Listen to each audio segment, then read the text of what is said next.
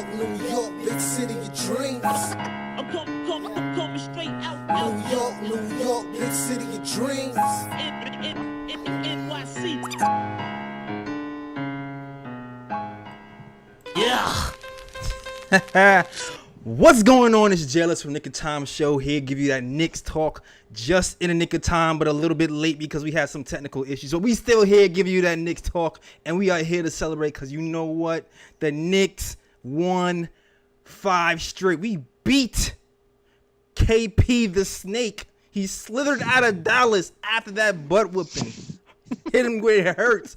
You don't care who you with, KP, with Luka, with them. I don't care who you with. 117 to 109. So the gunshots is going off. You already know what it is. Gunshots is going off. It's the ooze. It's everything today, man. The Knicks are on a 5-game winning streak. First time since 2014. Julius Randle starting you off with 44 points, 10 rebounds, and 7 assists. Oh. RJ Barrett with 24 points, 8 rebounds, and 2 assists. Oh. Derrick Rose chipping in with 15 points and 5 assists. Oh. And Nerlens Noel, he only gave you 6 points. But it doesn't matter, he only gave you 6 points. Because he also gave you the 10 rebounds, plus the 3 blocks to go on with it, plus the block of the night. For real. And we're going to get into all the goodies. We're going to get into all the nitty-gritty. And also, you have to recognize that Julius Randle with the Pusha T braids is still undefeated. All right, so you gotta give him the yuck for the Pusha T braids. All right, so shout out to Julius Randle, the Pusha T. All right, but let me introduce my guy first before we get into the nitty gritty of this game. Let me introduce you, the man who's been carrying Pod Strickland. No, it's team effort. Come on. All by himself. Some other guy, he's just spoiling him. He's like, oh, his legs are strong, his shoulders are strong, because he's just, it's Swin, man. Shout out to Swin, man. How you doing, Swin? Pretty good, man. Having fun, enjoying the victory the Knicks had.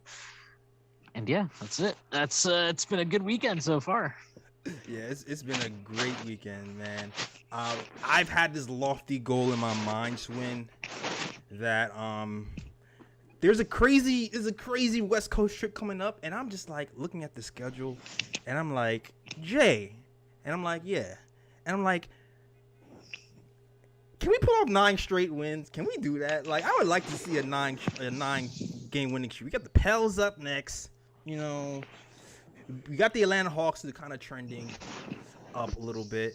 But I would like a little 9-game cushion. And I know I sound crazy, and it's optimistic because this is the first time we've even gone 5 straight since 2014.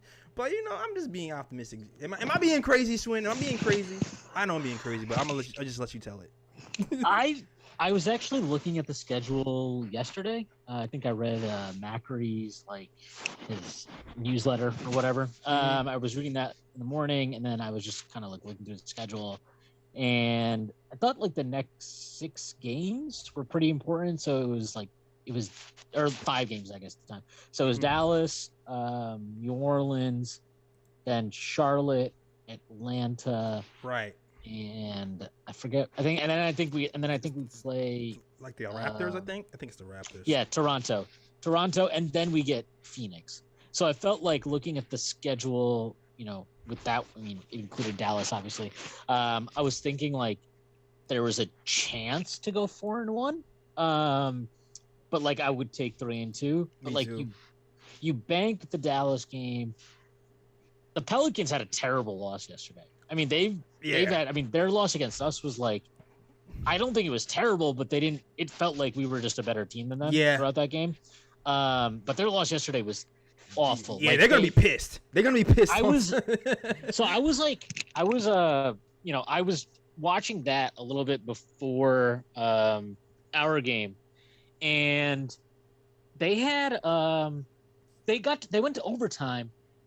The Wizards hit 3 threes in regulation. 3 threes in regulation that took them to overtime. I have no clue how that happened. I can't tell you I watched most of that game. I definitely didn't watch most of that game. I can tell you that. So looking at that, I was just like, okay, let's the Knicks take care of business, take care of that game on Sunday. And then it's the back-to-back. Charlotte is struggling. They're beat up. LaMelo's out. Right. Hayward's out. Monk might be out for that game. I think they might have other injuries too. I want to say Devontae Graham has been beat up too. So we'll see. But like Rozier, they got yeah. all this. They got a lot of shit going on. Yeah, Rozier. And then you get Atlanta, who has been kind of hot, pretty hot. He's the juggernaut, and they're probably pissed at us too because we beat them every time. So that's the game I got circled. Yeah, I mean the good thing too though is that with Atlanta, even if you lose that, you still have the season series on them. But like if you win that, I mean you're in really good shape. I think Atlanta's schedule toughens up here too. So I just think like those 3 games, if you can bank those and you go into Toronto, like you have to, I think they have to win 3 of the next 4. Yeah, me too. And they have a really good chance of winning all 4. Like they really should be beating they should really be beating at least 3 of those teams. I agree with for you. sure. Like New Orleans, Toronto this year, and Charlotte, like in their current condition. Yes. Those are 3 teams they're better than, quite frankly. And without like, Burks, damn it. Yeah, without Burks. But like they should be winning those games. And like I mean, I guess the crazy thing with last night too is Randall obviously went off. RJ had a really good game. I wouldn't say Rose went off, but he had a solid game. No, he had a like solid 15 game. points. Yeah, a solid game, 15 and 5. But like they didn't really get much other than that. Like I don't know what the hell Elf had. He probably had like 8 of the stupidest points ever. I can get to that. Quickly he made 1 3. He was 1 for 3. He didn't really have it going.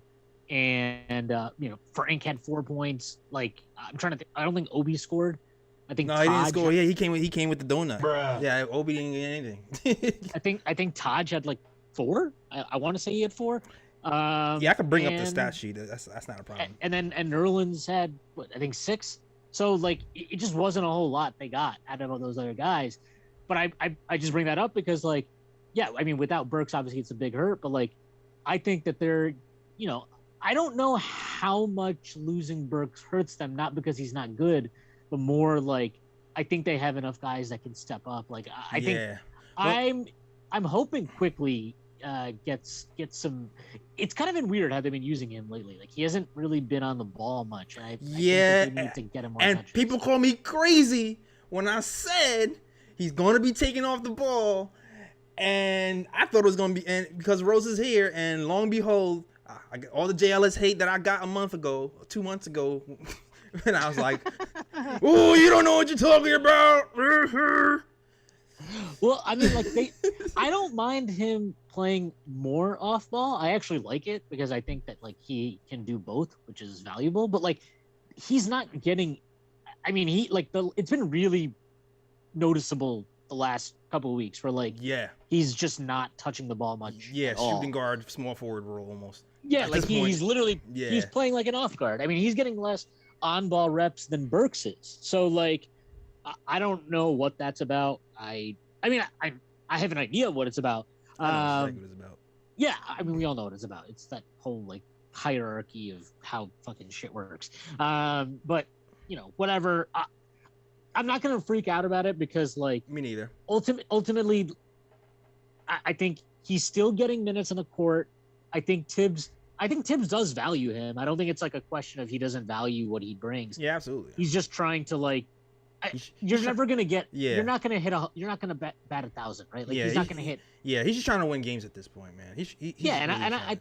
I think even within trying to win games, like, look, it's annoying. Like I wish Obi got some more minutes sometimes, but like he's still giving those guys minutes. It might not be as much as we want. It might not be for as long as we want, but they're still in the rotation.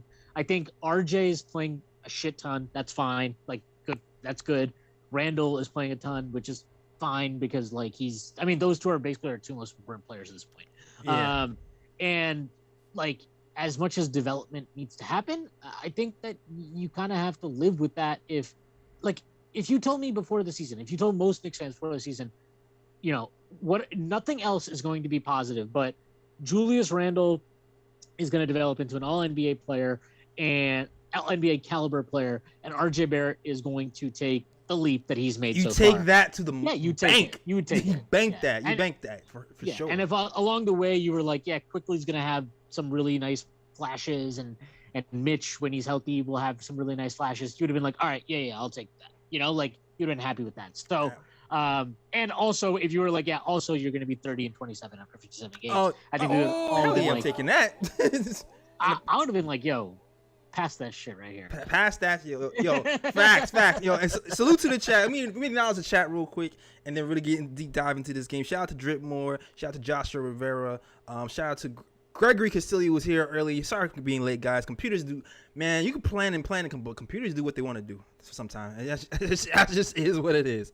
But shout out to everybody rocking the KOT show. As always, you guys know that we are doing we have a Discord link right now. If you hit the Discord link, if you want to chat with us live, have a question, comment about last night's game, or just some Knicks stuff in general, hit that Discord link. And Fritz will walk you through it on the back end, and I'll walk you through it on live if you have any problems. But come chat with us, talk to us, talk Knicks with us, all right? Now, I'll say this, right? Alec Burks. For me, Swin, I was shook when we lost Alec Burks. I'm not going to lie, because he's been our closer for the last few games. And when you're looking at, you're looking at the team, you're like, all right, where are these extra points coming from? And you're going down the line. You're like, all right, I'm thinking it's going to be Quickly maybe, because he can get hot when he wants to. But it turns out all we needed yesterday was just more Randall, right?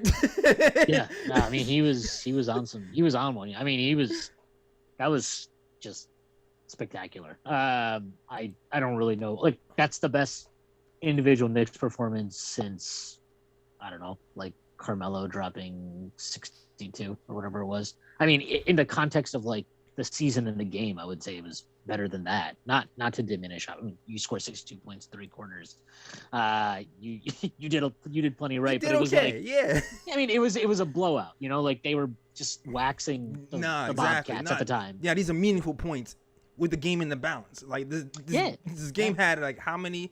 I think like 18 lead changes or something crazy to that night. Yeah, it was like pretty even from, I want to say, like midway through the second quarter, 12 lead changes through the end of the third, and then I think the Knicks were up like 3 or 4 at the end of 3, and then like that's the start of the fourth quarter. Carlisle does this thing where I think he was just trying to buy some minutes so that he could close with Luka and Porzingis together. Right. But like, and because Tibbs was just like, RJ, you get to play the whole game today. Sorry. I'm with it though. Yeah, I'm with it. Yeah, no, I mean, like, so he just feasted on that line. They were guarding him with JJ Redick, which was a joke. Yep. And he just posted him up and he bodied him a few times. And then Rose is getting where he wanted. Frank came in. He hit a pretty big 3 that like pushed it out to a double-digit lead, I want to say.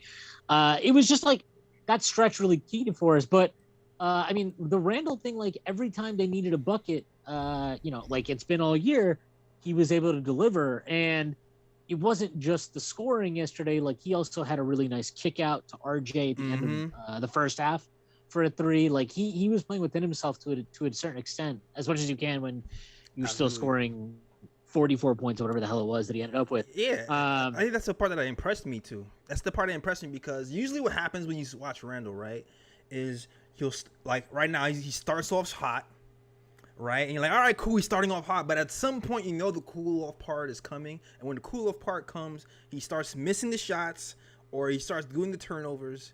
And then you're kind of left wondering, all right, who else is going to carry the offense? That part, for the most part, it came, but it came in like really, really small increments. It was like really like 5 to 7% of the game of that.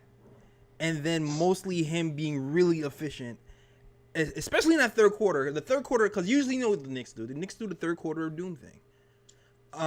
And he just kept pouring it on. And I'm just like, this can't keep up. But it just kept going. It was just like a faucet that just kept gushing out water. Yeah, I mean, it was like they actually were even mentioning it on the broadcast, because the Knicks were like pretty cold to start the third quarter and they fell down by 4. And I think like Mark Jones was talking to number one Knicks fan, Richard Jefferson. Oh and, my, and he's like, how can the Knicks get back to like what they were doing in the first half?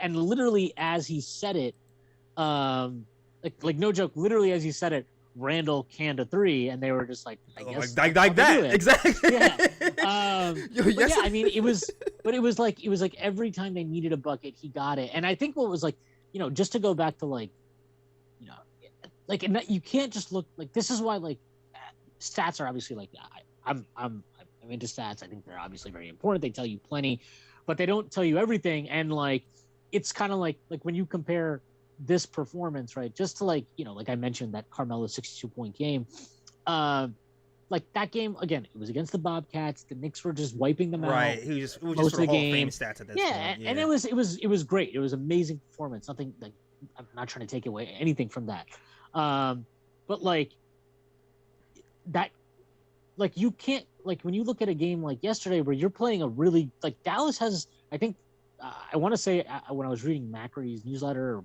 maybe it was his post game, I don't remember what it was, but they had like, I think they have the 6th best net rating in the league since the All-Star break. Like they've been playing at a really high level. Luka's been balling. I mean, he had a good game last night too. They just made him more of a passer than a scorer. Yeah. But like they've been playing really well, and like to go to their place and you look at the last quarter. I mean, once the Knicks got up, I don't think the lead ever got under 6. No. And it was just, they just kept them. It was like, it was like watching, like it's like Mayweather, right? You just had to watch 12 rounds. Yeah, of him, like, it was just throwing fucking haymakers. jabbing the guy, just jabbing the guy, and you're like, so it's just really not going to be a fight, actually. And that's what that fourth quarter felt like, where it was like every single time the Mavs made a little bit of a run or cut it to 7, cut it to 6, Julius would make a shot, or RJ would make a 3, or he would post. It was just like every single time they needed a bucket, somebody stepped up and made a bucket, or they got it, or they'd get a stop. Now, right? Like Nerlens Noel, that block was crazy. That block was insane. I thought like when I saw Nerlens go up for the block, I was like, I think he's too late. Like in my head, I'm like, he's too late. Like that's going to be a flush. And when he didn't flush it, I was like, okay, all right. That was, and you can tell like when they showed Finney-Smith, like he was like, what the hell just happened? Yeah, no, that was great. But yo, to me, when we talk about the fourth quarter, this sequence nailed it to me, man. This sequence right here is like, first, all right, they were clearing out. First, the Nerlens Noel shoots 67% from the free throw line, right? He goes out for a dunk, and he kind of disappeared, Sweeney. He goes up for a dunk. He goes up for a dunk, and he gets fouled. And I'm like, holy crap, he's getting fouled, and he cans 2 free throws in a row, and I'm just like, oh, this is it. This is what we do right now. Well, I tweeted about it this morning, but like, if you go back and watch that sequence, so like Nerlens, he gets that foul right before, which they reviewed. They never explained what they were reviewing. I thought they might have been reviewing something on Porzingis because Nerlens for sure fouled him, no question. He did. But then like the replay sucked. They didn't really show what happened after. But if you look at what happened, like Nerlens ends up on the ground, like basically holding his balls. And I'm like, I'm just thinking maybe like KP swung his elbow, whatever it was. I just sound like some snake stuff. Yeah, it sounded something. But like anyway, he was clearly upset about it, and he was just like, they come out of that review and KP shooting the free throws, and like, the ESPN broadcast, they zoom in on KP and he's got this little fucking smile on his bullshit ass face. And then they like, and then you can see Nerlens is still pissed. Like he's still talking to the refs. He's still talking to them. And then you see Julius like 2 or 3 times go over to him and he's like, yo, Nerlens, like calm down, which is interesting. That's like the pot calling the kettle. But yeah, but he was like, right. He was just like, dude, I think he was like, look, we need you. Like, come on, like this is like a game right now. Like you're not right. Like we're not down 20, we're not up 20. Like we need you here. But then like they get that baseline out of bounds, I think, on the next possession down, and that's when Bullock, he gets the ball, like in the lane, but he's kind of bottled up, and he just throws it out to Nerlens. Yeah, and like you said, Nerlens like I've never seen him attack the rim like that. Me like, neither. He went for it, and I was like, holy crap! Like, and I actually think it was funny because it was Porzingis and Richardson were there. I actually think Porzingis would have had the block clean, but like Richardson reached in and grabbed his arm. So, I mean, yeah, he gets to the line, and yeah, the 2 free throws, like, you know, he's actually been a pretty decent free throw shooter. So I wasn't like super surprised that it worked. But I was kind of surprised he hit 2 in a row. I'm not gonna lie. I mean, like that didn't like when he went to the line, I was just like, just hit one. Just hit one. Yeah, just hit one, Just and I'm hit good. Like we're back up like 8 or whatever the hell it was. I was like, that's fine. And yeah, I mean, like from then on, I felt like the game was pretty much under control, especially when RJ made that baseline shot that put us up 9 with like a minute 15 left. Yeah, but it's the Knicks, so they had to like, for some reason, the last minute, like neither RJ nor Randall could. They agreed that they would only make one of every 2 free throws they attempted. So like it ended up being an annoying like 30-second period where the Mavs were fake like trying to come back even though you kind of knew the game was over. But yeah, it was relatively comfortable end of the game. Yeah, it was. It's like you saw that shot. You had the turnaround clear out when the turnaround clear out shot by Randall was good. Yeah, that was pretty nasty. But and then it was like I was like, all right, cool. We're going to go away with that win. And I'm ecstatic, man. I just. It's probably this is the happiest I've been. Like that. That's like the moment I'm like, okay, we're going to be in the playoffs. Like this is. Well, it's like kind of interesting if you think about it because, so the Knicks had lost. They'd gone 25-27, and there were like some really, what I thought were bad losses. Like the Minnesota loss was bad. That was bad. That was really bad. I actually thought the Boston loss was bad. Like. At that, I know Boston's ran off some wins here, but like at that point, I expected that win. I expected that win for sure. I thought it was just a bad loss. Like RJ was the only guy that had it going. I thought Julius, like, look, he's been amazing this entire season. I'm not criticizing him overall, but I thought he took too many shots. Like he overdid it, and I thought Tibbs had some real questionable substitution patterns, let's call them, during that game. And I just thought we gave that one away, and we shouldn't have. But they've bounced back, and they've really like gotten back into the race where it looked like they might fall out. And I mentioned this on our podcast maybe a week or 2 ago, but one thing I always remembered, and this is like going back when Phil was, the president of basketball operations. Oh, Lord. The end of Sorry, Lord. At the end, I think of his second season. That was the season they like had, Lopez and Aflalo and those guys. He mentioned something about how like, because that team, like people forget, they were actually 22-22. No, the only reason when Carmelo got injured, tripping over the ref, that's when things went awry. And so like they were 22-22, and anyway, like that season got away from them. They ended up finishing 32-50, I think.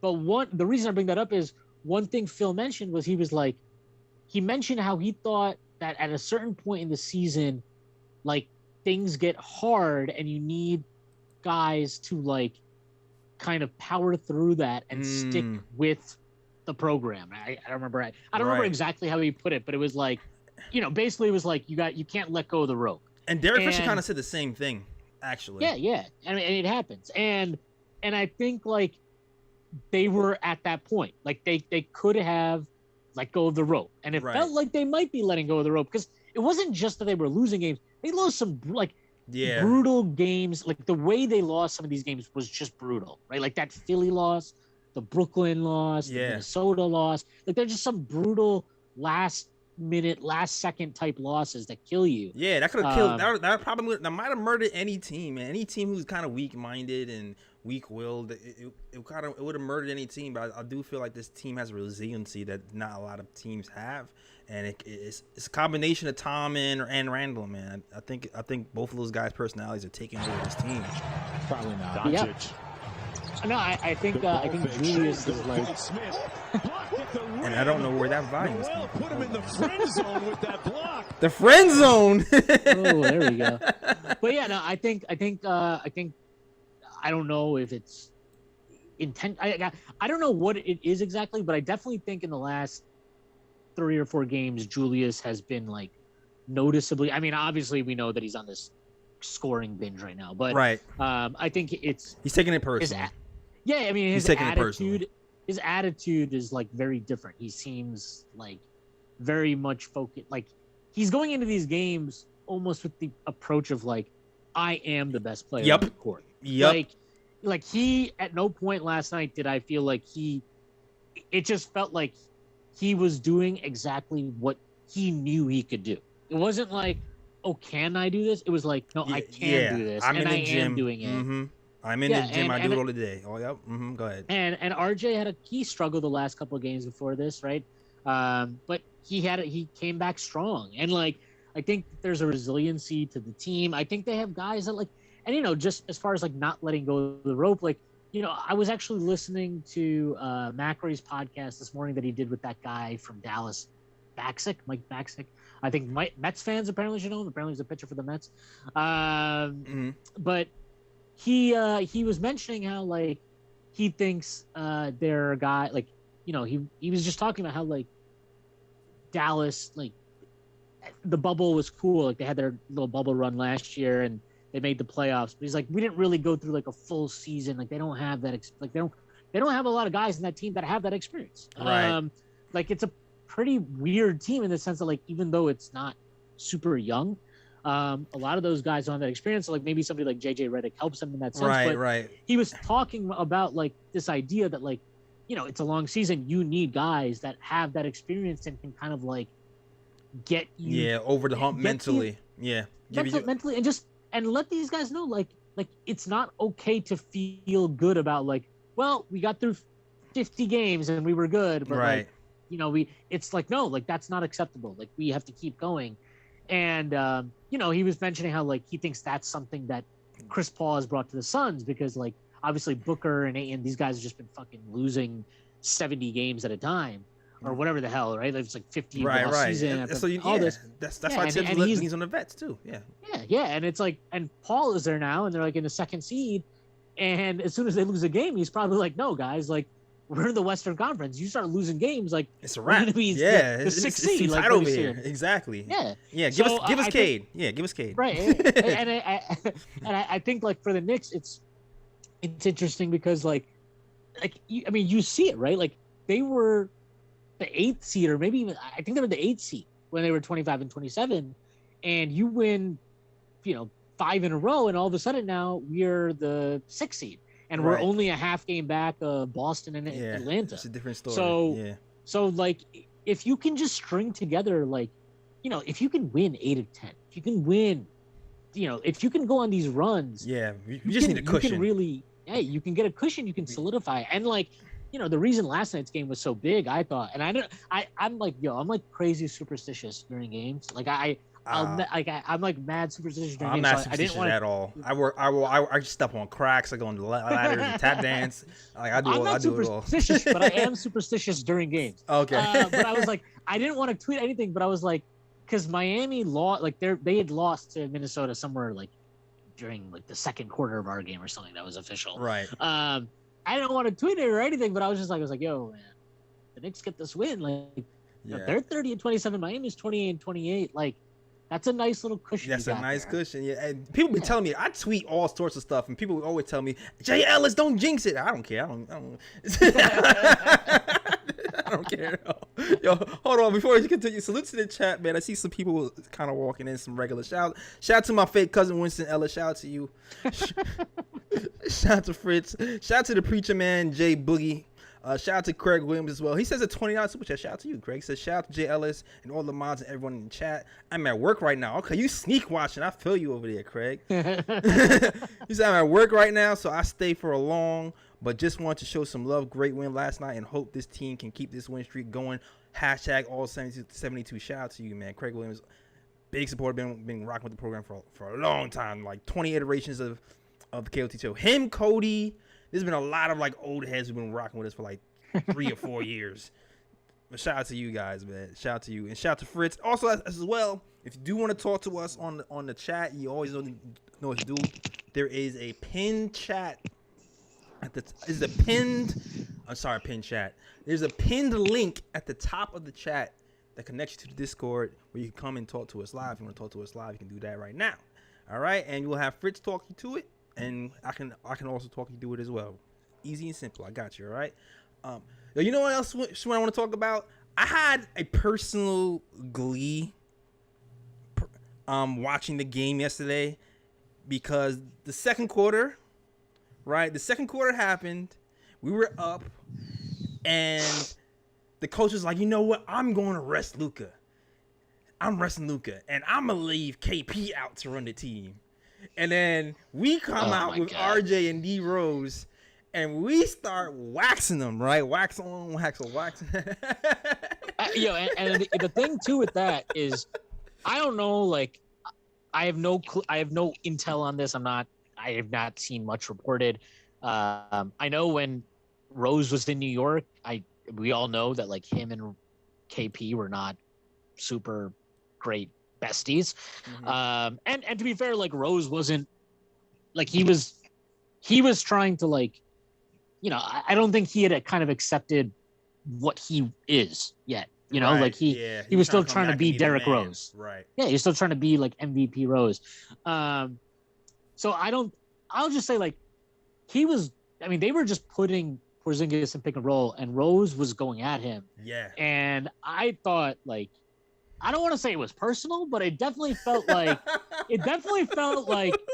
like he wanted to let him know, like, one, I still got it, and two, you don't. So I enjoyed that. I thought that was really nice. I thought there were a lot of fun things about last night's game. Like even aside from that stuff, like I don't care. Like Julius Randle can score 600,000 points. You know, I love him. He's great. RJ Barrett, I have been standing for him for this entire season. Yeah. But like, I will tell you as a fact, Frank's 4 points meant way more to me than anything else that could ever happen. Wait, hold on. I gotta do. Oh man, the Frank Hive hates when I talk about Frank. I mean, this is no. Frank Hive love this. People love when I talk about Frank, but this is other people who, when I don't mention him at all, and I just mention other point guards, they just get pissed. No, I mean, I see the thing is like I haven't really been mentioning him much, like at all lately. Like I think there have definitely been situations of late where he should have gotten minutes. Right. But like I get it. I don't think it's worth like bitching about constantly. And there are people that do that in my mentions all the time, and I'm just like, I don't know what to tell you, man. Like, right. They're a good team right now, and I don't really know. Exactly. But like, I do think that he's like I get a little annoyed when people are like, he's not an NBA player, like he's trash, and I'm just like, look, I think we've seen it, like guys that can do what he can do defensively, like, you know, like, and this idea, like we haven't seen it, and he's got to prove, like, guys, like. You can criticize like the offense and all that shit if you want, but anybody that's still like, well, he's not really that good on defense. It's like, hey, just say you hate him. Just say you hate him. Just like, say it. Just say it. Just say it, and then we can move on. But like, no, I was happy for him. I thought he didn't play much. I mean, he played like 4 or 5 minutes, but he came in, knocked down a triple.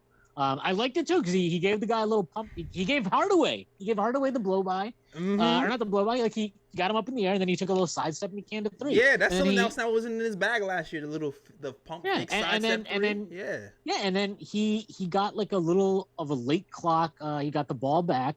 He had Dwight Powell on him, took it to the lane, and he got fouled. And he only split the free throws, but those were good plays. And I think the big thing to notice was he brought him in because Hardaway burned them in the first half. Like he Yeah. had what 16 or something. I don't remember what it was. Yeah. It was He like burned them, and- it was like fast break points from Hardaway, quick threes from Hardaway in that first half. Yeah. You needed somebody and to cool him off for sure. Yeah, and Frank came in and like I think Hardaway took one shot, he missed it, and that was it. Like he didn't do anything once they put Frank on him. And I actually think it got to the point where like they put Frank and then he didn't close the game. He came out after that, Hardaway. Like I'm pretty sure he wasn't on the floor at the end. If he was, it was like when they really needed buckets. I definitely at the didn't end. see him, which I thought it was odd. Yeah, but like I think basically Tibbs got him off the floor with Frank, and like I don't care what the value of that is. I don't know what the value of it is exactly, but that is something of value. And I just think like if he's I don't mind if Tibbs has kept saying like he's situational. I agree, like that's fine, but then you got to use him in those situations. And so I was just happy that yesterday was a situation where it made sense to play him over quickly, because if you were going to play RJ Barrett 48 minutes basically, and you weren't going to rest Randall that much, like you could afford to lose a little bit of offense to gain a little bit of defense with Frank, and that trade-off worked. So, kudos to Tibbs. Like, yeah, I have issues with some of his coaching decisions and stuff, which we all I think do. everybody does. Yeah, but like, I think overall he's been great. And yesterday, like he outcoached Carlisle last night. Yeah, man, he did. Like I like how he picked his spots. I feel like he picked the game plan on Luka Doncic. Well, first of all, shout out to Reggie Bullock. Did a really job. Even Alfred Payton in spots and RJ, they kind of did a great job of limiting Luka Doncic to kind of step back threes. They decided to double him every time he touched the ball. Going to the hole. I feel like the third quarter is the only time where they actually just kind of just let him not be double at the 3-point line, and that's the quarter he went off. And then Tibbs was like, no, not having any more of that, and he decided to double him after that. But I think the game plan on him was good all game. Go ahead, Wasim. What you about to say? No, like I think his game plans in general, if you like just kind of look at what they've done, for the most part, they do a really good job on. You switched off the other team's star. Okay. What's up? Oh, never mind. Okay, you're back. Oh. Yeah, like I think they do a good job on the other team's stars usually. Yeah. Like they usually force them to make plays or play out of their comfort zone, or get them to like have to defer to others. Like Luka had his career high yesterday in assists. He had 19 assists, and he had a good game. But like, you look at the rest of that team. Yep. If the option is like let Luka go off or force other guys to make shots, I'm gonna force other guys to make shots, and I'll live with it. And that's what they did. And like, yeah, he had a great stat line. I think he ended up having like 22 and 19. I don't know how many rebounds or whatever the hell. Shout out for my fantasy team, Luka killing it this year. To your fantasy team, that's for you. Yeah, right. I got RJ too, so we're good. Okay, there you go, double dip. All right. Yeah. So and Rose, I got Rose too. So oh we're good. Wow, you did well for yourself, sir. Yeah. I got Rose in the waiver wire too. Nice. But like I just think in general they do a good job against other team stars. Like, I mean, yeah, they've had games where they haven't, but like, you know, I think broadly they do a pretty good job, and there's a reason why they're the top. Yeah, they force the other people. Yep. They force other people to make plays. That's really what it is. And you look at the 3-point shooting tells a lot of the story. We shot pretty good from three at 50%. They were around 33%. And you look at the numbers, it's like, all right, cool. We got Finney Smith got 3 for 6. That's cool. But we got Keeber's 2 for 5. Porzingis the Snake 2 for 8. Even Luka Doncic 2 for 9. So the step back 3 wasn't happening for him today. 2 for 6 for Hardaway after Frank came and put the clamps on him. 0 for 2 for Brunson, who killed us before. Like, yeah, I just think like the Finney Smith threes, they were just giving them to him. Like they literally were not. They were like, especially when he was at the top of the key. From the corners they would try to run him off, but from the top of the key they had no interest. They were like, no, you can shoot that all day.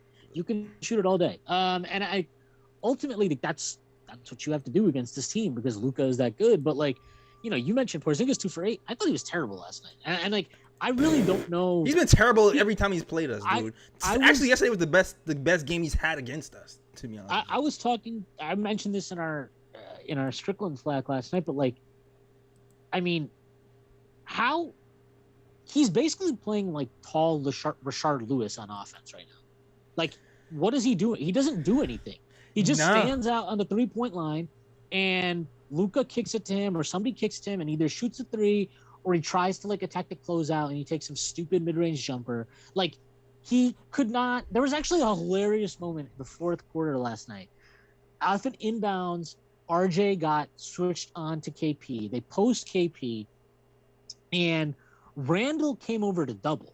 And he like ended up committing a foul. And if you go back, yes, I know what you're talking about. RJ was like, "Yo, I had it, dog." Yeah, he had it. He was like, "I got it." And they were both laughing about it. Yes, they were both, like literally on the court laughing about it. And that's like that's what. And like they were talking about on the broadcast last night. They were like, they acted like this was a recent thing. Mark Jones kept like, "Oh, what do you think about this recent development where they're defending Porzingis with a guard or a wing?" And I'm like, that ain't recent, dude. Like that's the Celtics did that shit. They did that shit to him in a national TV game, and it was embarrassing. Like he couldn't post up Marcus Smart, he couldn't post up Jaylen Brown, he couldn't post up Jason Tatum. He can't post. He can't post, he is man.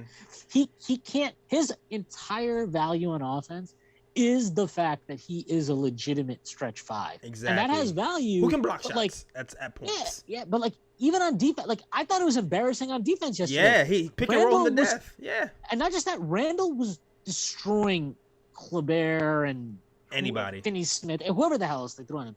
Not once in the third quarter, fourth quarter, crunch time, not once did KP take the challenge. He didn't take the challenge, and that's embarrassing. Like, you're the star big man of the Dallas Mavericks, allegedly.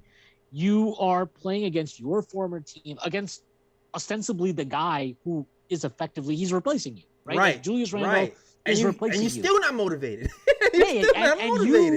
And you don't want to take that challenge. Like, that's, like, do I think that he would have shut down Julius Randle? No, I don't. I think Randle was just that good last night. And I think in general, like he has a quickness and strength mismatch on Kristaps. Even going back to when he was on the Lakers and Kristaps was on the Knicks, like I remember him routinely giving Kristaps problems. Facts. And like the point being is just like I like to me, if you're a star, there are times where you got to take the challenge. And but he's not a star. Luka's the star. He's not even a 1B at this. I mean, but he's supposed to be. Yeah, I'm sorry. Mavericks fans are talking about trading him, and everybody. We'll get to that. But like, I'm saying, like he thinks of himself anyway as a star, right? There's no question about like that. He believes in his head he's a star. He's as big a star as Luka, right? In his head, he believes this. So if you think of yourself like that, and he's mentioned before, he's literally said on the record before, he wants to win a defensive player of the year. Okay. He thinks he's that caliber of a defender. If you think you're that caliber of a defender, then like last night you had every chance to prove it. Okay. Right. And he didn't. He didn't want it. And I think that says something about him, and it says something about his mentality. And like you compare that to Julius, who, like, let's be honest, as much as we'll shit on Kristaps, he obviously has a higher defensive impact than somebody like Julius Randle does. Right. Overall. But at the same time. Yeah, go ahead. No, at the same time, though, Julius. Here's the thing about blocks versus defense, positional defense. Julius is just built better. He takes the challenge. He takes challenges. Like when they played Sabonis, the second and third time they played him this year when they won those 2 games. I mean, you could tell like that was a personal thing for him. Like he was not. He was just not. It was not happening. True, Schwinn, but also just on a pure athleticism scale, right? Yeah. Yes, KP is 7 feet.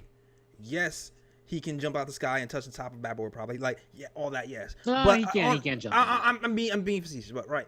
All he's got Billy Hoyle hops. Man. Right. What I'm saying really is, okay. Did you see the play where Luka when Randall got switched onto I think it was Luka or a guard, Yeah, he locked him up. And he locked him He up. does this all the time. Yeah, he does this all the time. There's no way. Like, KP doesn't have the lateral quickness No. So to do I'm anything not, of that nature. So even though he has the blocks and he can do the Oh, help defense and pretty blocks, Randall can lock you up one-on-one. He has the 100%. speed to actually be more versatile defensively than Kristaps, even though Kristaps gives you more blocks, which kind of makes Randall more valuable.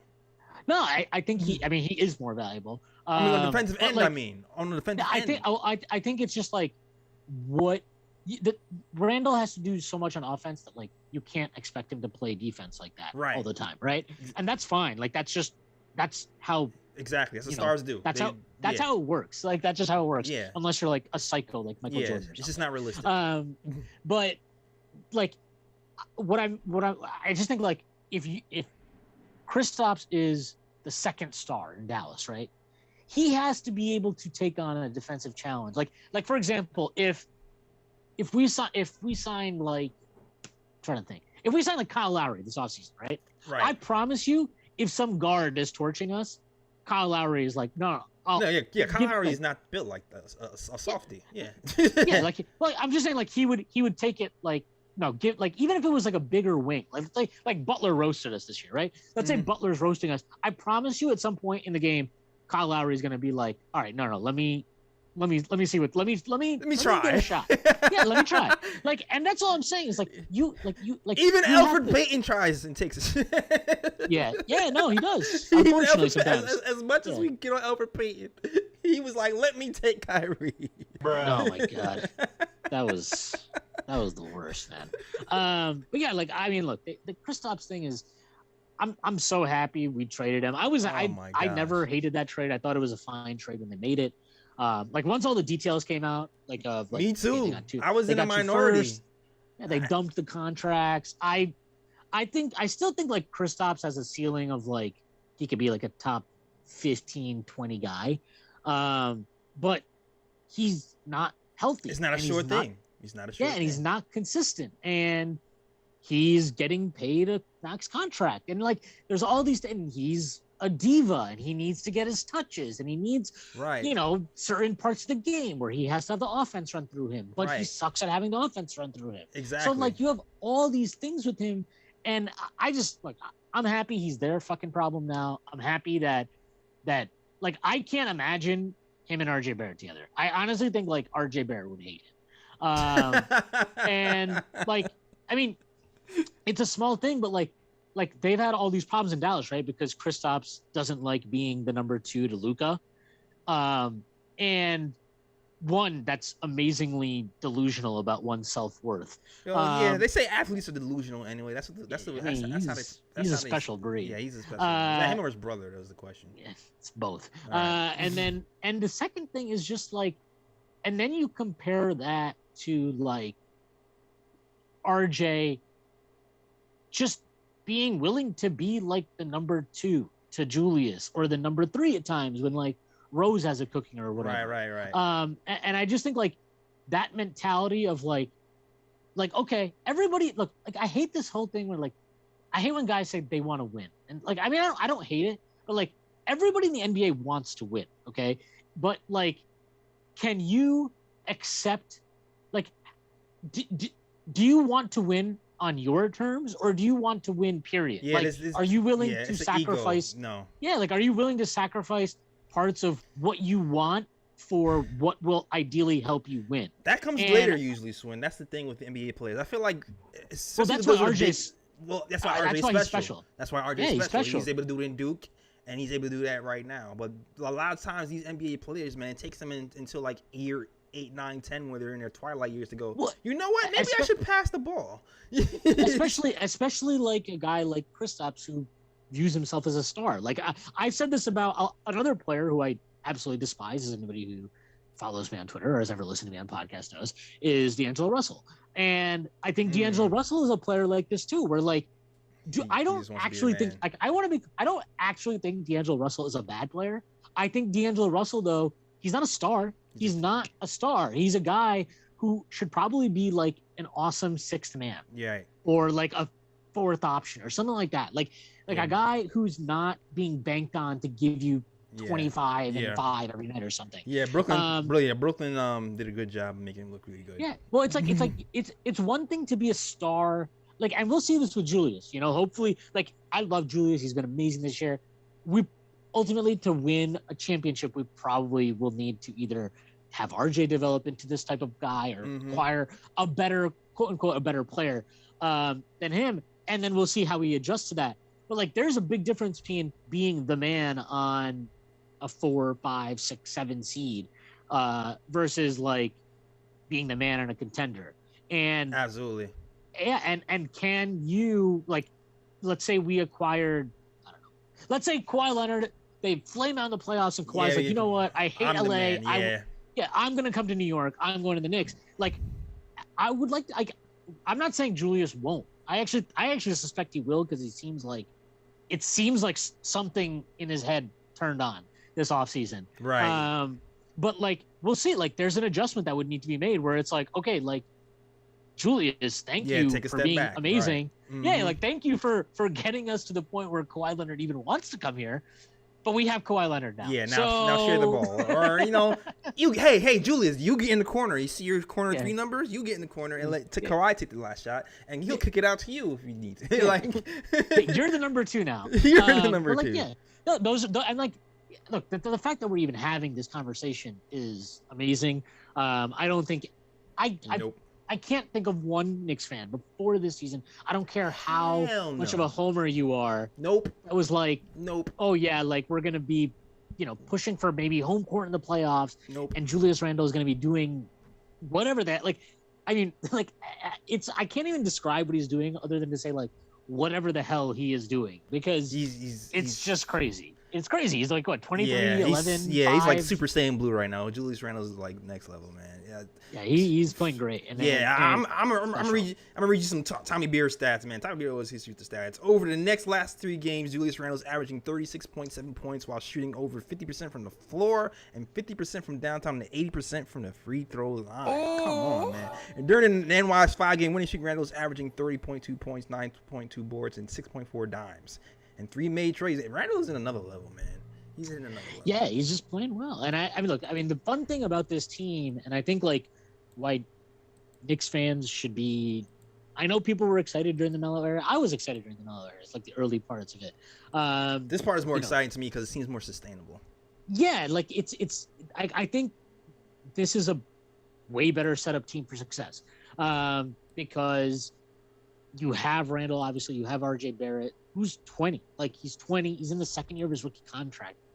Who knows how good he'll be? Right. You have, like, you know, quickly, you have, like, Obi, look, he didn't play much last night. I know he didn't score.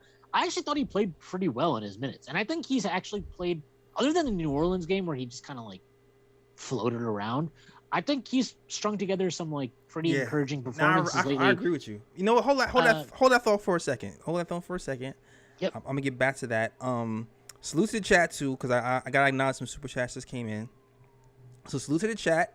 Also, if you guys already know, there's 165 people in here. So shout out to you guys, man. 265 people in the chat. If you want to talk to us, hit that Discord link in the chat. It says pin it to the top, and you also see Fritz is pinning it into the chat as well. So that one at the top and the one that Fritz is putting in the chat. Click that. You can come talk to us, ask us your questions, give us your comments, say you're crazy, say we're on point. Whatever you got to say, you can talk to us right now. All right. So shout out to everybody who's in the chat right now. Shout out to Flo Hip Nodic. He sends a $4.99 super chat. Says we're rising. Keep the faith, Knicks fans. All right. Shout out to you. Put a $5 super chat, or $4.99 rather, for you. And shout out to Big Reaper. It says $20 super chat for Frank from Big Reaper, man. Shout out. Sheesh. Says Frank looks like he's all arms. He's frustrated and just lifting only. I mean, he got nothing else to do but lift, so he might as well just lift. You know, he looks yoked, man. I don't know about all that. He definitely looks yoked. Yeah, he looks strong as hell. This is the time when he usually starts to kind of like lift. But you're right. When there's nothing else to do but lift, and you're not getting these games, and you might as well just lift and keep it moving, man. Also, we got Dan Alcenot, who says in $5 super chat, says Randall had petty energy on his Insta story. Yeah. About Keeper. Someone on the Mavs coach bench spoke too much last game. Sign off on a $5 super chat. I missed the stories. Was there petty energy from Randall? Oh yeah, very petty energy. They posted a stat like his numbers from the previous game in New York and how he was like 5-20 and Kleber fucking locked him up or whatever, and he was very petty. I enjoyed it. I think he deserves to be petty. Look, Knicks fans alone just destroyed the guy last year. I was hand up, like I was definitely one of them. I absolutely despised watching him play last year. And look, he deserves everything he's getting right now. He deserves all the credit. He deserves everybody to apologize. He deserves all of it because just like he's completely changed his game and his performance and like how he plays and what he values and all that kind of stuff. Like he is just playing at such a high I get it. Me too. And I'm on the list too. Yeah. I'm blocked. He blocked me on Twitter, so that's cool. Hold on a second, yo. Jay Boogie goes, I'm just gonna call in. He just ignores all the other protocol. I'm just gonna call. So you're not gonna be able to hear Jay Boogie. It's just gonna be me and the people. But Jay Boogie does what Jay Boogie does. Let him do it, man. Yo, Jay Boogie, can you hear me? Absolutely crispy and clear, man. What's good with you, man? How you doing today, man? What's going on, man? I'm enjoying this win, bro. I'm enjoying this win. We 5 in a row. I'm excited. I'm happy. I'm elated. We're 30 games right now. I can't believe we're at this point. To be honest, man, this is like a dream right now. Playoffs is gonna be lit. Knicks playoffs. I can't wait, man. Man, don't just enjoy the 5-game win streak. Enjoy the whole season. Back in the day of this season, when y'all was talking about y'all didn't want to hear the P word, remember I remixed it. Yeah. I said top 8. I've been told y'all top 8 what was going to happen, what was going to go on. You got to appreciate and love the whole season, man. Everything that's happening, man, is for a reason, man. This is our time, our turn, you know what I'm saying? And only the real ones can follow what we doing, you know what I'm saying? This is the real 5 heartbeats. We don't need the Eddie Kane's trying to get back into my nights like this. I wish. Nah, you should have been staying with us, the whole time instead of jumping ship, you know what I'm saying? And you got to appreciate and love what we got going on. But I'm going to go a little bit further, you know what I'm saying? This is what I want. I want player of the week. I want player of the month. I want most improved player. I want coach of the year, and I need my man to be a part of that NBA team of the year, at least team number 2 or something like that. Because you can't tell me more than 3 players in the East that's doing better than Julius Randle, and you can't tell me more players than 5 players in the West that's doing better than Julius Randle. I can't include Kevin Durant and all them dudes because they've been injured all year long. So we got to give that man his props and his, his respect and his glory. You know what I'm saying? You got to love and got to appreciate it, man. And we get the dustpan and the broom out ready for Sunday night because it's getting ready to be a broom sweeping for the New Orleans Pelicans, you know what I'm saying? We got their card and everything. So, you know what I'm saying? Love and appreciate, stand up, enjoy, follow, and continue to, support the Knicks. Continue on supporting JL, you know what I'm saying? My man right here, he doing his thing. He ain't doing it for himself. He's doing it for everybody else, man. So appreciate the love, you know what I'm saying? Get them like buttons up. Get them cord links ringing, man. Do whatever you got to do, you know what I'm saying? And he ain't getting enough support that he deserved, man. Give it to that man. I appreciate, salute you. You and your man, y'all doing a great job this Saturday, you know what I'm saying? But you know my protocol. Continue on staying healthy. Continue on staying safety. Protect yourself. Protect your home. Protect your loved ones. Men, take care of your kids. Women, appreciate your husbands, you know what I'm saying? Do what you got to do as a family, you know what I'm saying? And stick together, man. Salute you, King. Keep doing what you're doing. I love you, man. All right, man. Salute. Gunshots to the air for Jay Boogie in that call. And the ooh on top of that, man. Shout out to Jay Boogie, man, since the fire call, as always, man. I'm ready to run through a brick wall. I'm ready right now. I'm about to run through something right now. That's what Jay Boogie does, man. Jay Boogie calls and sets the whole place on fire. Listen, Jay Boogie broke protocol. He just called me direct. He said, screw this line stuff. Not everybody's gonna get away with that. Not everybody's gonna get away. Jay Boogie is Jay Boogie, so Jay Boogie can do Jay Boogie things. All right. but I'm not gonna answer for everybody, all right? No, he's right though. Everybody should enjoy the season. And it's not just the season. That's the most exciting part about this team, is it's set up to actually be it actually is the start of something. Like they're not going to win a championship this year, right? Like we all know this. But like that doesn't matter because it's like you look at this team. There's so many guys that can get better and improve, and like they have all this cap space and they have all these picks. Like they have so many options to improve the roster that they just have never had. Like the last time the Knicks were good, they had like a bunch of senior citizens on the team, right? Like it's like you had like look at how many guys literally retired after that. Kid retired, Kurt Thomas retired, Camby basically retired. Tyson Chandler may as well have retired. Like there's so many guys that just like were done after that season. That was it. And this team, like not one guy, like the oldest guy on the team is Taj, and he's what 32, 33 or something like that. I don't know how old he is.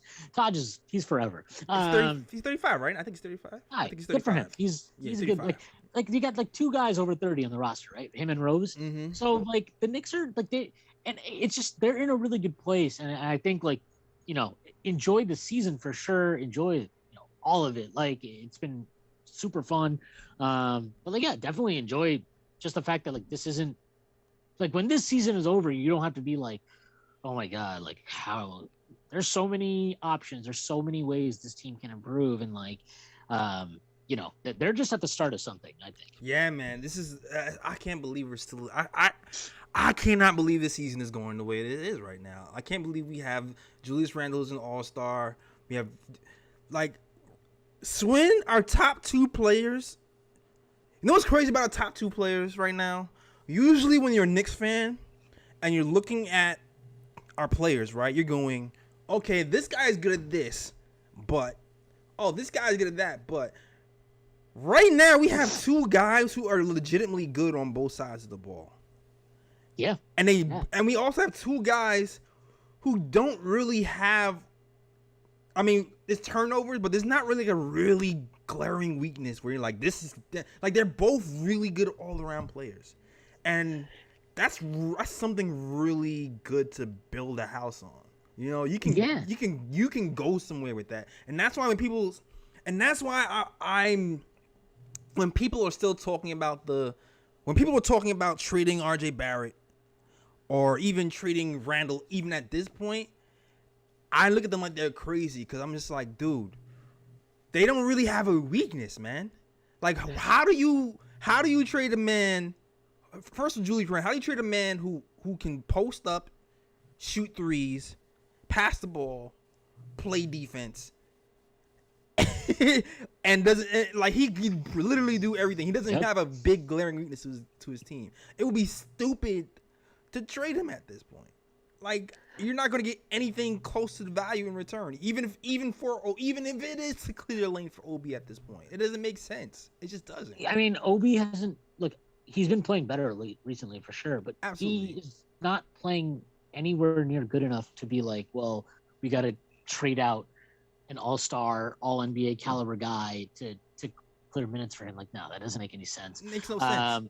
No, I never understood the RJ one. Like, Me neither. really did not get it last year when people were like, oh, like he had a terrible rookie year, and it's like, okay, well, one, he's a rookie. Two, look at the roster they had around him. Look at the terrible, awful, god-awful coach they had for the first quarter of the season.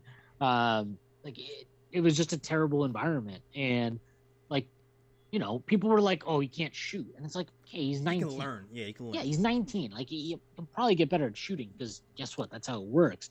And lo and behold, he already has. In his second season, made a major improvement. Schwinn, and you know what? Confession time for me. I was never on the he can't shoot train, but I did not think it was gonna happen this quickly. I didn't think it was gonna happen this year. No, I didn't think it would.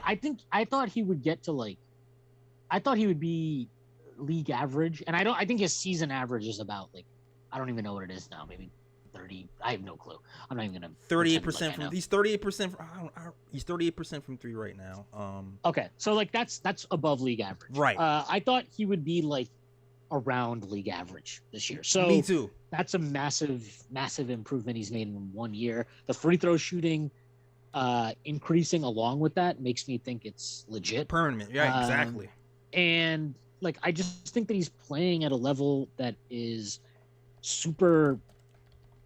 He plays super mature. Like he plays there. Obviously, he still has these stretches where he drives into like 15 guys and Right. throws like terrible shots. And that's fine. He's like, that's part of his process of Right. growing as a player. But for the most part, for a guy that's 20, in a role on the Knicks, who have been a joke for like the better part of 20 years, what he's doing is really, really impressive. And, people can talk to me about John Morant all they want. He's a really nice young player. I like him. He's fun.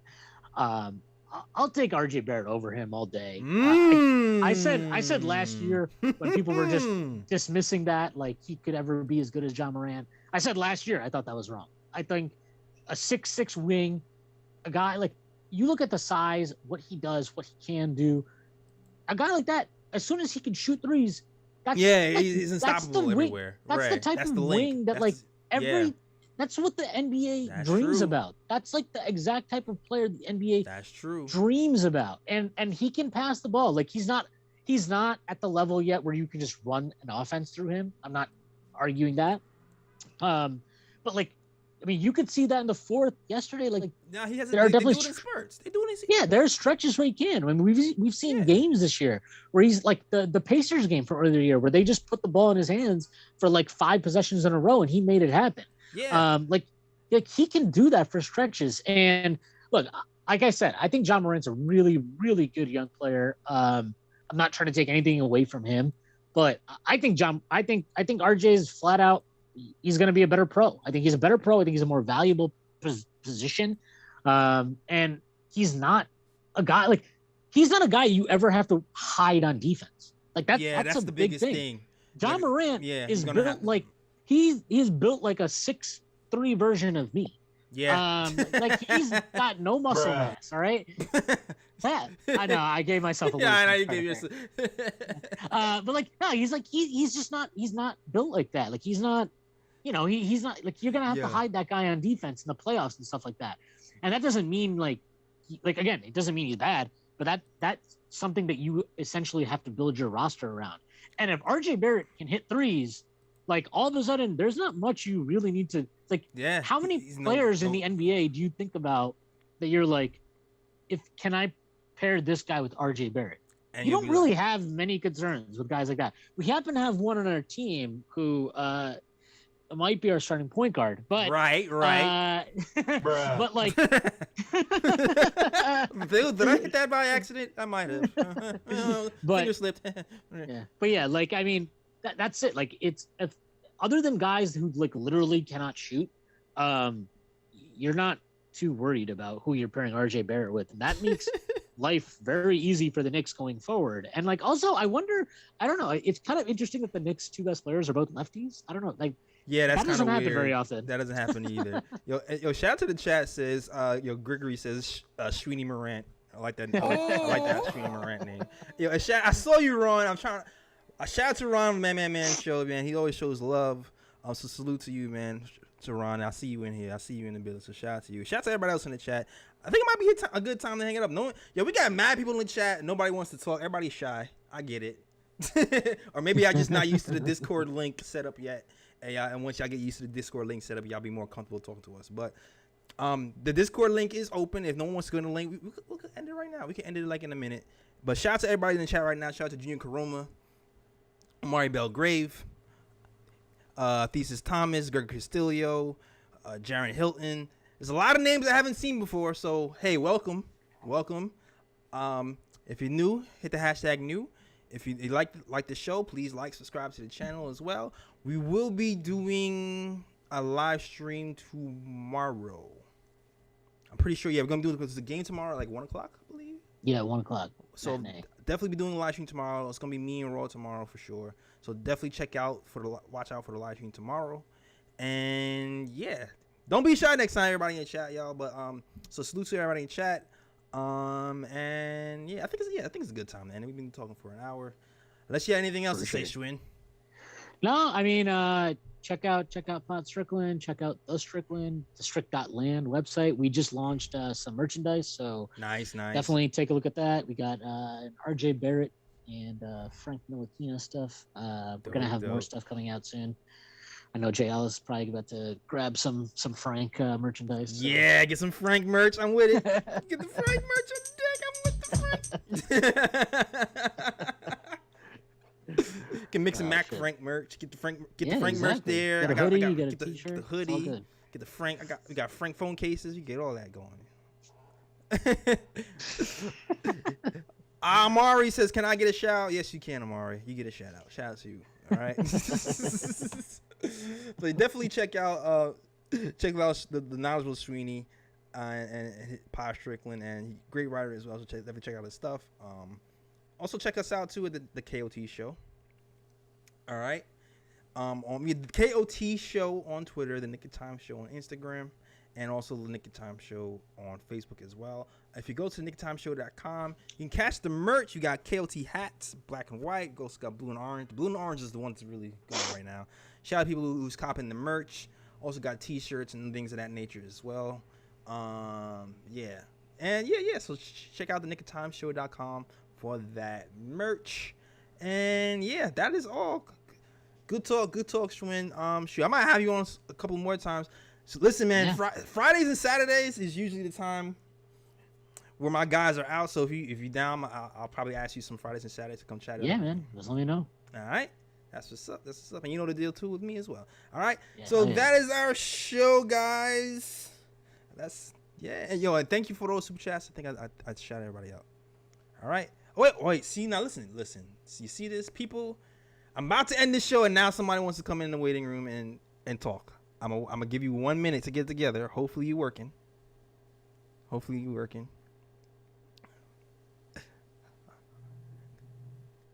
You're lucky. You're lucky. I saw you at the last second. I was about to hit that end stream button. Boy, oh boy. But shout out to the chat, man, while you're waiting for him to be screened by Fritz to make sure he's not crazy. Shout out to Fritz, man. Fritz is on the job. He writes, he screens, he helps clips, he helps do all the stuff, all right? Shout out to Ari. Ari's talking about the Ron Baker merch. We definitely still have Ron Baker merch. The Ron Baker tees are still rocking out there. Fun fact, Ron Baker is still very popular. Fun fact, Ron Baker is still very popular. Someone grabs a Ron Baker tee every now and again. So shout out to Ron Baker. All right. Oh man. All right. I see you in witches in the chat. So I'm gonna drag you in. Okay. Shout out to you, N Witch. Can you hear me? Yeah, I can hear you. Can you hear me? Make sure you hit that. Make sure when you're in there, hit that that watch stream button or the just stream button. All right, and hit the KOT live button. Hit that just stream button, and you should be good to go. You should be able to hear Sweeney as well. If Sweeney's even here, I think Sweeney went away for a second. But let me know. I'm here, but I gotta bounce in like a couple minutes. Okay. All right. If you gotta bounce, that's cool. All right. I'll talk to you later. I got the show from here on. Don't worry about it. All right, man. Hi, guys. Appreciate everybody. Have a good one. All right. So, hello? Yeah, I'm here. Go ahead. Okay. So, like I said, I just want to, congratulate you guys on the show. Great content. But, the thing is really, I wanted to talk a little bit about the game yesterday. The Knicks played much better defense. Noel played a little better in spurts. I kind of feel like we struggled recently because of we struggled with defense. We're basically rebounding, especially when we went through that losing stretch. And, it's hard to try to compare him to like Mitch. Obviously, when you lose Mitch, you kind of really see, like how much you lose because he does such a good job controlling the paint. Right. But, they played much better. They're doing a better job rebounding. It seemed like, they made an effort with like trying to get the guards and the forwards more involved with rebounding yesterday. So that was definitely a good thing. And I just hope they keep it going. It's definitely like they look really good. It was also really interesting. I don't know if obviously it might be a fluke because you had Julius scoring 44, but we didn't have Burks. Right. And it seemed like the offense for the most part was okay. It flowed pretty okay. Although we tend to be predictable, but they just couldn't stop Julius. But maybe sometimes that's a good thing because we have two players that like if they get to their spots, they know how to score. Right. Julius is very difficult to handle anywhere on the court, and then with love how with RJ Barrett, it was like when he had to play with the second unit, it was like the priority was like how do you isolate Barrett with with a mismatch, and then he just took advantage of it. Yeah. And it was like, he was just eating, when Julius went out the game and he was going against the second unit, it was like, it seemed like they were just more focused. There were times in the offense where it was just like, it was really stagnant, but they were very focused. Like they knew what they wanted to do. And I don't know if it's because, the fact that they didn't have Burke and then they just like, okay, this is what we're going to do. And, that's how it's going to go. But it was a really good game. Yeah. Last 2 years, we've been really killing the Mavs, and I'm loving it. So yeah, let me touch a couple of points because you're absolutely right. For one, we're talking about Julius Randle, right? And I don't expect. I started off this. I don't know. You wasn't here for the start of the show, but I started the show going, all right, Alec Burks is out.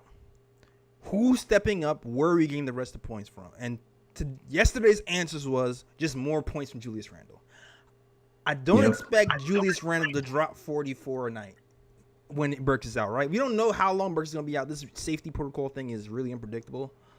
So we're not sure how long that's going to be out. So I don't expect Julius to do this every night, but I do hope that guys like RJ step up, Derrick Rose step up, and you're hoping that quickly kind of like snaps out of it sometimes too.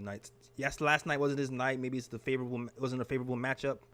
But he likes playing the Hawks, so maybe he gets some run when the Hawks come. Two, you talked about the assist.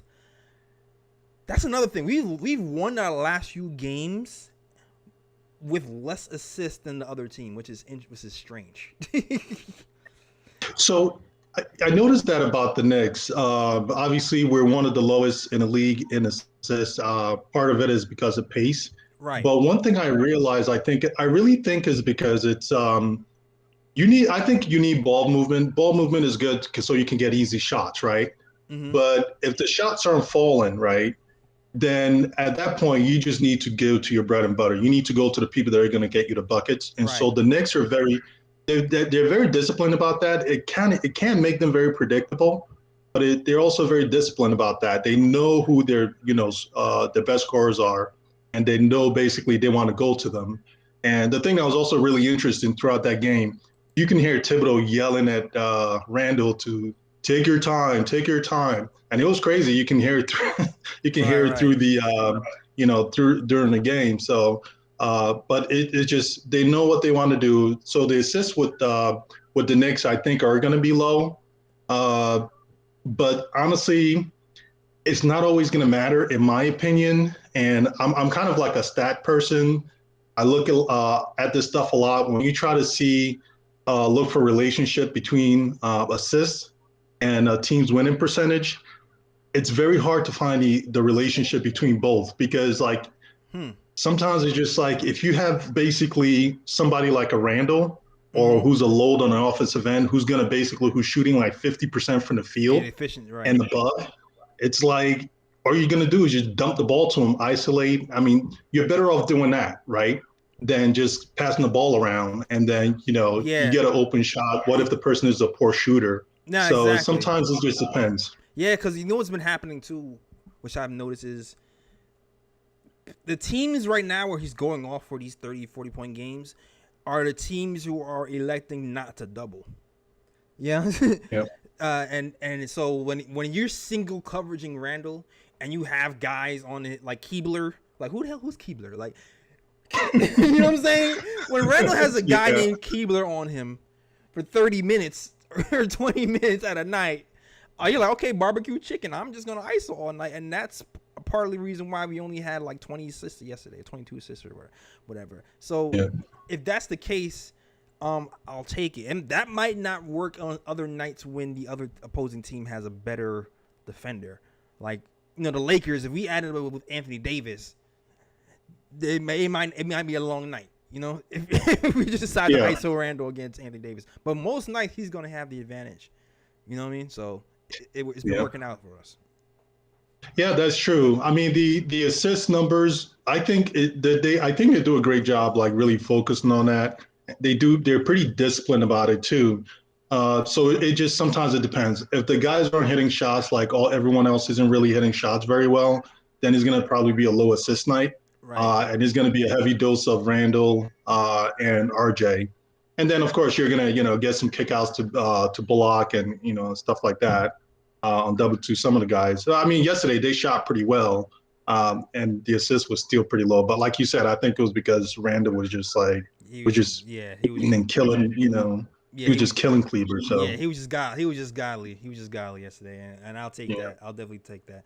All right, yo, thanks for calling in. Definitely strong call, man. Definitely don't be a stranger, man. Call him. We're gonna be doing the show tomorrow, so if you're watching tomorrow, I'll definitely encourage you to hit the Discord link and come chat with us tomorrow after the game. All right. definitely my screen name is like it's mismatch on here. I'm actually Big Reaper, but I Oh, guess shout out to Big Reaper. it's actually showing like my but this is like it's screwed up and it's showing like my my like close to my real name on there. Got which I you, don't, got you. Yo, shout out to Big Reaper, man. I see you here all the time now. Got you. Salute to you, man. I'll check you later. All right, thank you. All right, no problem. Yo, it's that easy, man. First time in the chat, hit the Discord link. You talk to us, easy breezy. I'm gonna wrap it up. Yo, shout out to Nuggy Fresh in the building. I see you, my guy. Shout out to you. Thanks for coming in and checking in. Catching the tail end of the show. Shout out to Sweeney, man, who's always knowledgeable. Always got some good points to us. Had some nice little moments with Sweeney. So shout out to you. And thanks, Jay Boogie, for calling as well. Shout out to EJ1, Nick Yak, Anthony, all Knicks Nation. Came in heavy today. Salute to you guys. If you're new to the channel, shout out to Ari too. Shout out to Ari too as well. I see you in here, boy. Shout out to you as well. If you're new to the channel, please like, subscribe to the channel, and share as well. Also, super chats are always welcome. It's gonna help pay for the writers, helps grow the channel. It just helps elevate everything. All right. So I don't get Jordans. I just put it back. I just put it back into Knicks Nation. Help grow everything else up. All right. So that is the show. Definitely watch out tomorrow for the next show. And as always, Shout out to Worldwide West. Everywhere we go, we leave a worldwide mess. you gotta shout out to World Wide West, man, for helping put this team together. That's our show.